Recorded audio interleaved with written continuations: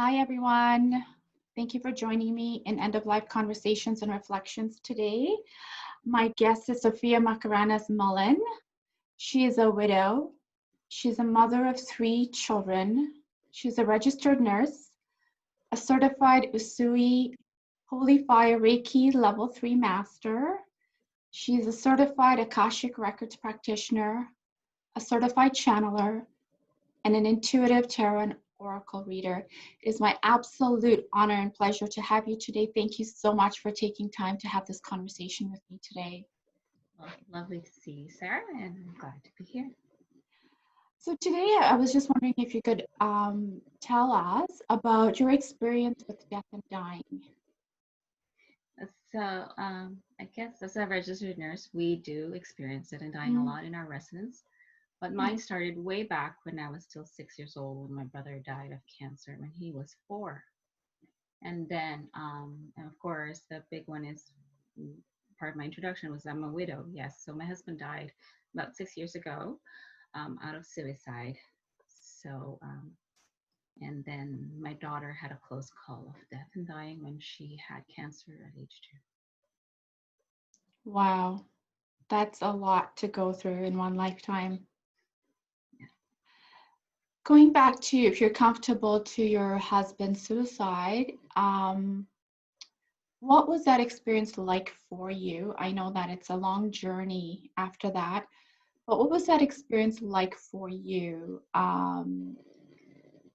So when it in the spirit world, we call it the dark night of the soul because it's your worst time of your life. I feel. Can you imagine?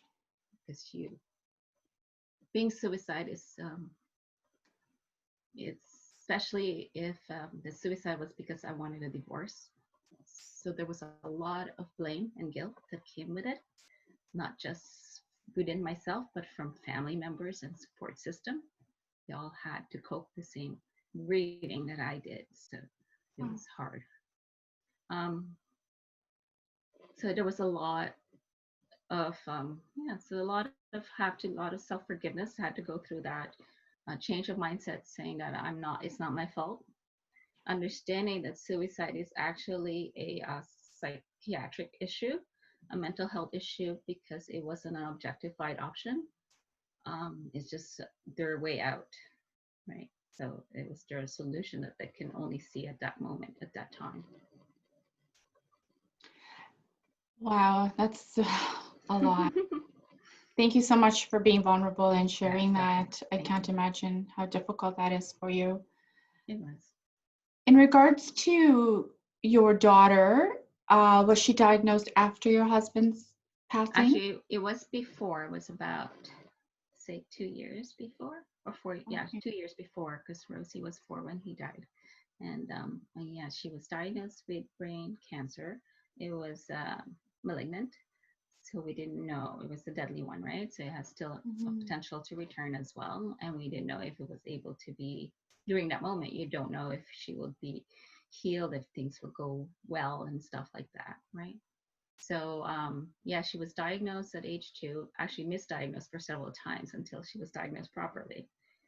And it was close to around, which is funny because it was the day before Jeffrey's birthday when she had her emergency surgery. And then but she's healthy right now. So I'm really, really feeling blessed, and she's my angel. Yeah, I heard a little bit about that, and it sounded to me like you really got right on board, and you even wrote a book for your daughter. So actually, her diagnosis as a parent was so much more painful, I believe, than it was learning Jeffrey's death for me. I was because it's our children, right? And the uncertainty because she is still living, but she was, feels like it's a death sentence, really, cancer is. When she went through her first surgery, where so she had to have a surgery, remove her big cancer behind her head, and then heal from it. And then after that, finding out the cancer was malignant, and that she had to go through chemo. Then she had to go back to the hospital, and when she's feeling well, and had a chest tube attached to her so Oh, that the chemo can start for her central line. A 2 year old looking at her body, seeing this sticking out of her chest, waking up, seeing that, it was really scary for her, and you can see her fear. And I was at the moment like, how do I tell a 2 year old whose vocabulary words are very limited? And how do I explain to her? And that's, I prayed. And then that story about the egg in your head came up. Um, and when I did it, it was funny, it was repetitive, and she was laughing. And in the end, because I did a repeated statement in every line of the story, so she would actually complete the sentences. wow. And you can see a relief in her because she was able to displace her pain and just listen to the story. And I Yeah. didn't know how much she understood that night, but she went to bed to sleep peacefully. The next day, she went to look at her IV pump, and she told me, and she asked if that's medicine because that was part of the story. And I was flabbergasted realizing a 2 year old is actually smarter than we thought they were, because we always been advocating everything for a 2 year old, Yeah. thinking that they're like infants, but no, they're actually smart. So I learned to explain to her every moment, every procedure in the best way I could without intimidating her. Like if you did a, what's it called that? A cardiogram or Yeah. ECG, I told her it's a spider web test. And she loved that idea. And she was like cheerful, right? And when you're doing a pulse check, we're going to look at mountains. And Wow. you're going to make mountains with your finger. I want to look at it. And that was part of like helpful, make it playful. I can't imagine as a mother what you went through. Were you always this creative, or did that just come out as a necessity during that time? I was a, I was a, I guess it helped that I was a children's church teacher. So I understood the little kid and being a nurse as well to be able to combine both. Yeah. Um, but I feel for Rosie, it was important for me to be positive and to feel happy. I felt that she was absorbing my energy, and that's how she would cope, is based on how I react and how I perceive things in her view. So it was hard because I had to hide that pain and the fear, and I had to show her joy and laughter. Um, Even though when there are days that I'm really scared that I'm gonna lose her because I didn't know what to do, like Yeah. especially when she's not coping well, because chemo hurts. It makes your throat dry, makes you gag, and you have no appetite. She lost a lot of weight. So there are times that are tough. But being gentle with yourself as well as a parent and allowing yourself to grieve if you have to cry in front of your child, and do it. Showing your vulnerability helps your children as well, that they can be sad as well, right? Wow. I have no idea where that strength came from, but it's amazing that a book came out of it. It's just fascinating and so amazing. I'm just curious, like when you look at this, the deaths, like of your brother and your husband, and coming close to worrying about your daughter, um, when she was diagnosed, like what lessons have you learned, or what have you changed? Do you think you've changed from those experiences and how you live your life now? Definitely. I think that probably part of my awakening started, right? Because you learn to be present. When you have a child, you don't know you're going to lose them tomorrow, tonight, next day, next month, next year. You don't know when it's cancer. So you learn to live by today. What can I make today special for her? Yeah, Whether it could be her last day or not. And also subconsciously, I felt that happiness and joy and laughter is a medicine. So I felt like combining that. And that's where I felt like I need to take it day by day, not worry about tomorrow and just be present, because there's no way I can handle thinking about tomorrow. I couldn't cope at that time. It was important wow, to just go day by day. It helps also to have a community online because you're isolated when you're doing cancer treatments. So it was yeah, so helpful to have social media to support, like just have that exit way to express my feelings that I couldn't show my daughter. So that yeah, was helpful. Um, and also being gentle with myself, right. especially with Jeffrey's death. A lot of self healing had to go through that, and not blame me, and I had to forgive myself. it's hard because you see your children grow without their dad, and you felt like it would have been different, you know, what ifs. And it can kill you when you keep doing that, and you're learning to just, okay.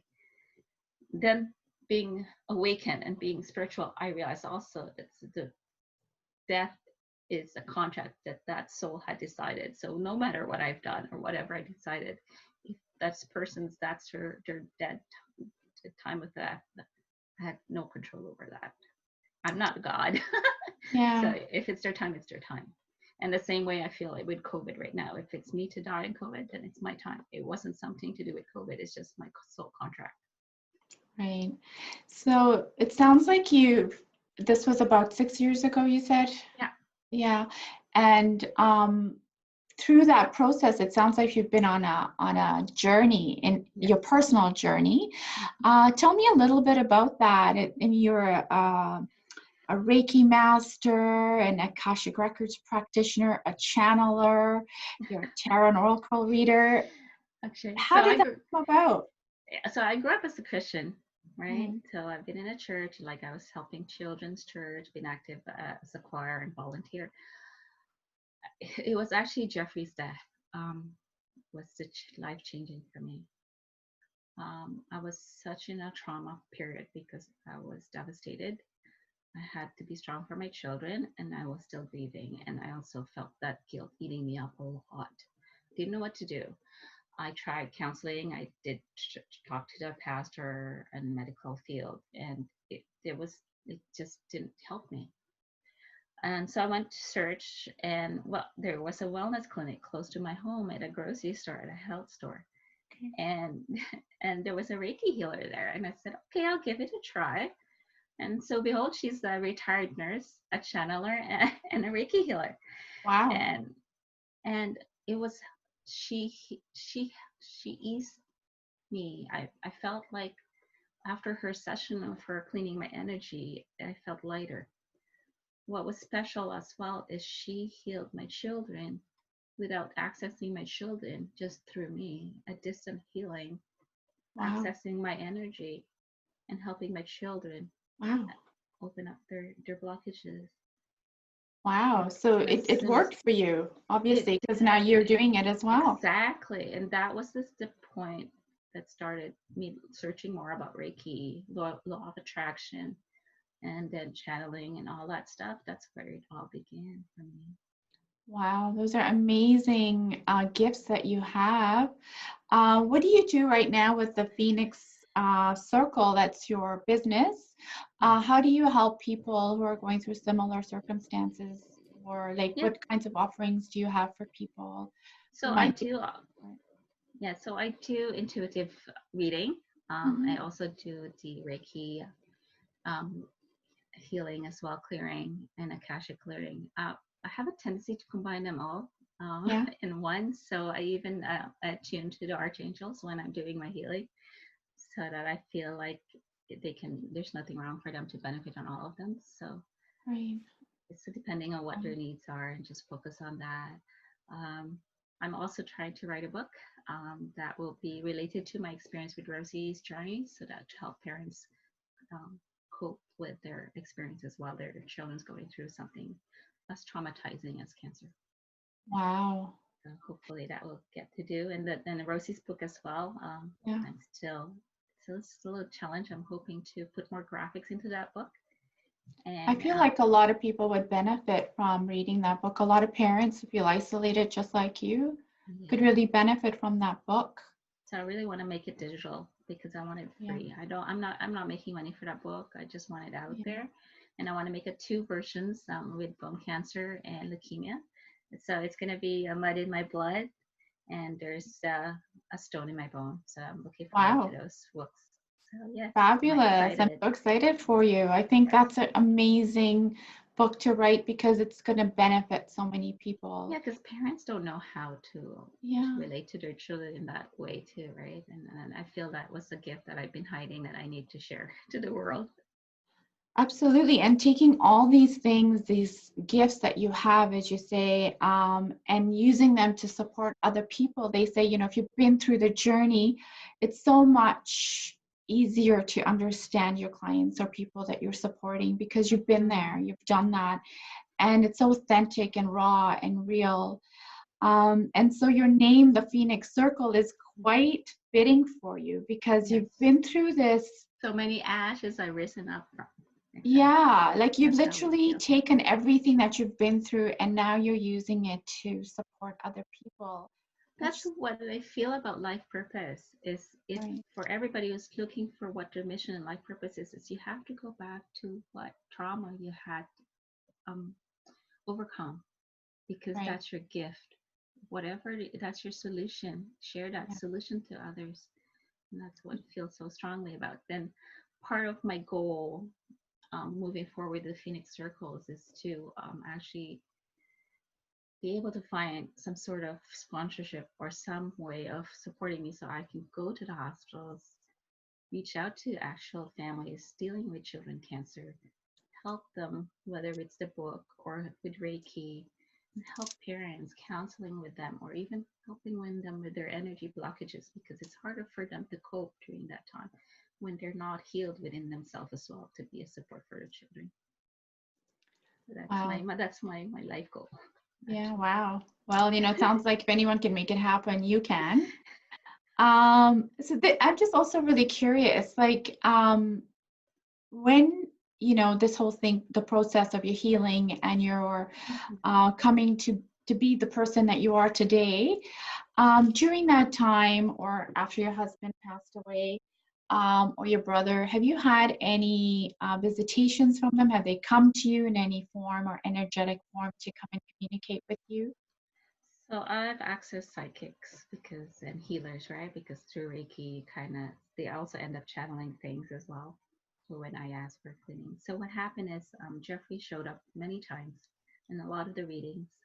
But the first one would be my grandmother actually, and Okay. she was the first one who helped me access the other side of the veil.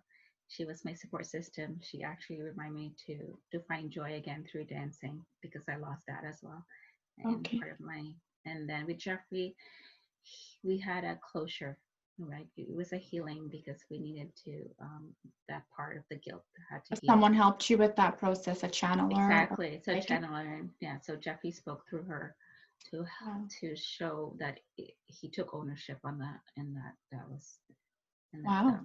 yeah, and then also to that he is here with us. And it's true enough, he will come and appear in songs or some songs that he heard me sing in karaoke after his death. He would, when he plays, it's actually him. And also that he is present during the children's challenging times, even when Rosie had to go to her appointments. He wanted to make sure that he was there. He told us that he was there.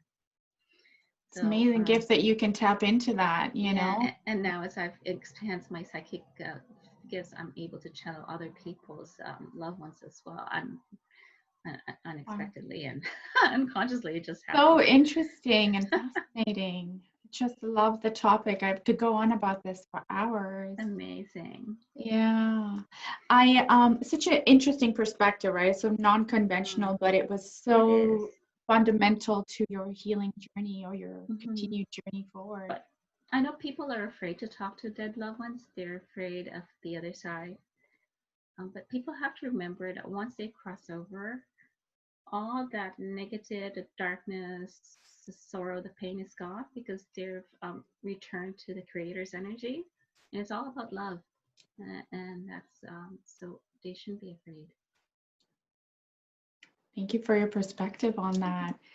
So I just would like to go into a little bit of I mean, I don't even know if you're scared, but I like to ask this question No, only because it's our society, people fear death and dying. Do you have yes. any fears around death and dying?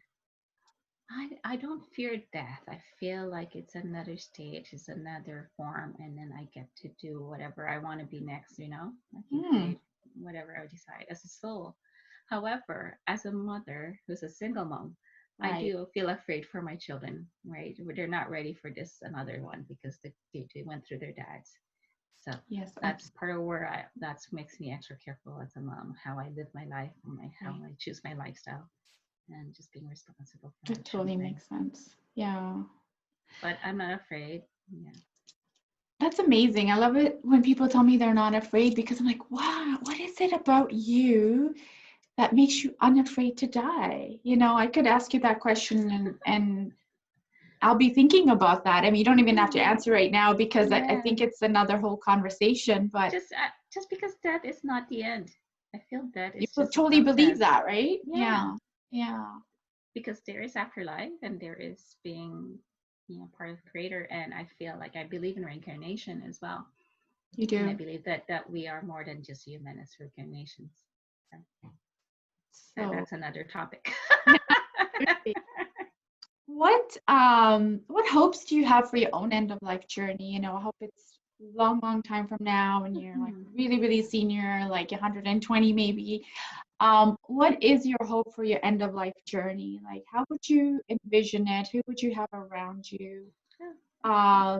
You know, sometimes people say, like, it's not common, people want it to be private. But I'm just curious, like, have you thought about that, and what you would want in your When you last days? when you plan about your end of life journey or your how you do it, I think that you're not doing it for yourself, but you're actually doing it for your loved ones that are being left behind, to make sure that their process is not stressful for them. Because I've been through that. I Oh, had to deal with people's death and they didn't have financial readiness and there was no choices. Then they had to guess what you want. So it's really good to have some sort of plan so that the day it be easier for them. that's a That's really one of it. interesting perspective, right? Because a lot of Hmm. people won't talk about it because they think it's about them, but it's really about everyone else in your family. Yeah, that's what I feel like. Yeah, Because people sometimes die unexpectedly, and then you see, especially being director of wellness in a long-term care, there are seniors that had no plans, right. and you can see how struggling it is for their loved ones, what to Yeah, do, what's next. They just don't know. But having yeah, somebody who's prepared and ready, like my grandmother, everything was planned and it was so clean. It was so much more smoother. So you yeah. only have to deal with the emotion part. You don't have to do a lot of that planning Oh, and yes, decision making. absolutely. Yeah, so you can be fully present in the process as Exactly. opposed to worrying about the day to And that day. includes financial, right? So saving up Right. for that is also important. What do you think happens after we die? I think you kind of touched on that, but if you were to I explain to somebody, like your okay. kids maybe, or maybe you Yeah. had to So explain it to them when your husband died. I don't know. actually, when my brother was dying, he was Yeah. 4. This is my mom's experience. He visioned Jesus trying to take him. He said, "Mommy, I don't want to sleep. Jesus wants to take me." Was your brother ill? He had brain tumor as well. He did. Oh my Yeah. God. So he said that, and he was looking in the sky, and he said, "There's other people here too. I think family and stuff." She said, "And angels. They want to take me. I don't want to sleep." My mother told him, "Don't worry. Go to sleep. When you wake up, I'll be right here." And that was his last time.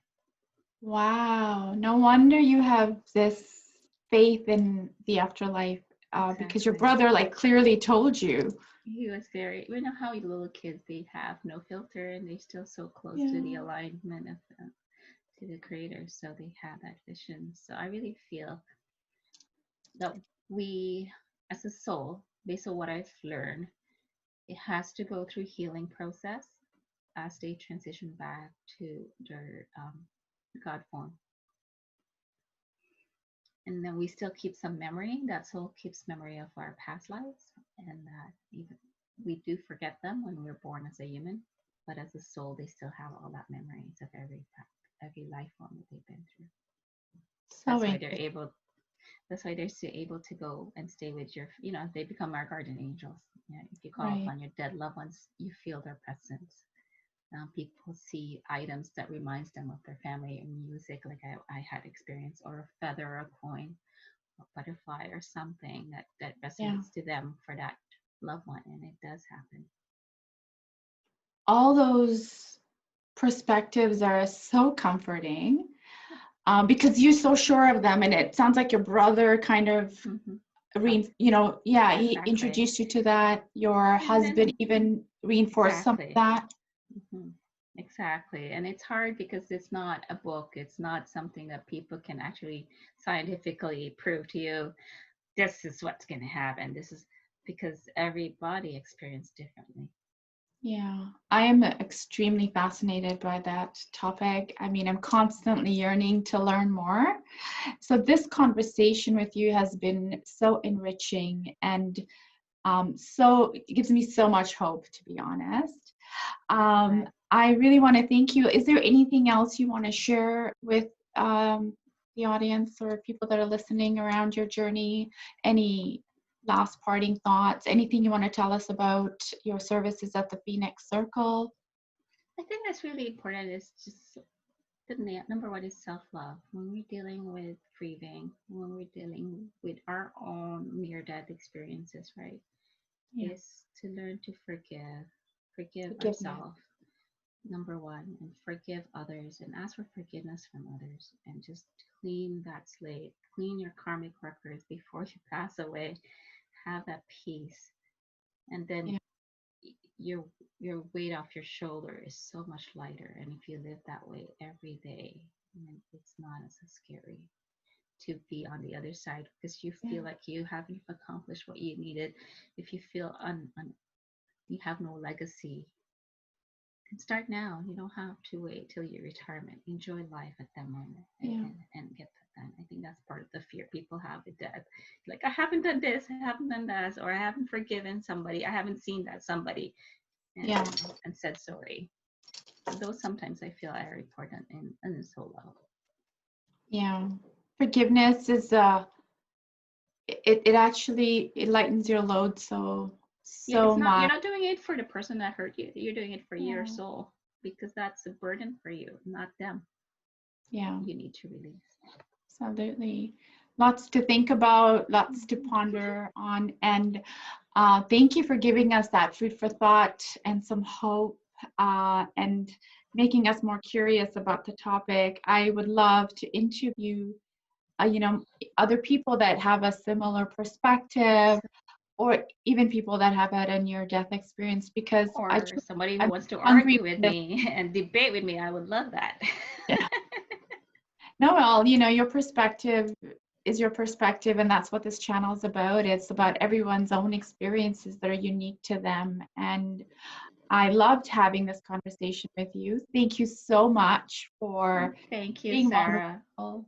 And, I mean, it's not an easy conversation to have. So I am so grateful, and in debt to you for doing that because, yeah, it's not easy. And people that come here to talk about personal experiences really are putting themselves out there. So I wish you all the best with your books Thank and your you. vision for your future Yes. and going out there and supporting other families because I feel like if anyone can make it happen, it'll be you. So I look Thank forward to you, hearing about Vera. that chapter.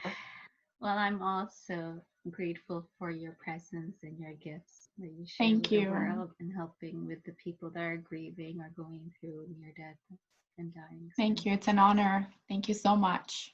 Thank you.